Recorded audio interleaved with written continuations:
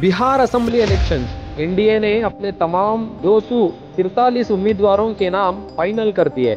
RSS पर पाबंदी के मुतालिबे पर धमकियों के दरमियान सिद्धरामैया ने प्रियंका खरगे की हिमायत की। कहा, हम में से कोई भी ऐसी गुस्ताखी हद से नहीं डरता। सुप्रीम कोर्ट ने रोड चौड़ी करने के लिए 400 साल पुरानी अहमदाबाद मस्जिद के घोड़े के हिस्से को गिराने पर रोक लगाने से इनकार कर दिया। हिंदुस्तान ने गैर WHO मंजूर शुदा मशरूबात और सप्लीमेंट्स पर ORS के लेबल पर पाबंदी लगा दी। हिजाब पर पाबंदी की वजह से तलबा को स्कूल छोड़ने पर मजबूर होने के बाद वजीर तालीम ने हिजाब पहनी हुई लड़की के साथ तस्वीर शेयर की। कहा, बच्चों को गले लगाना केरला की रिवायत है। AIMIM, आज़ाद समाज पार्टी और अपना जनता पार्टी ने बिहार इंतखाबात लड़ने के लिए ग्रैंड डेमोक्रेटिक अलायंस बनाया।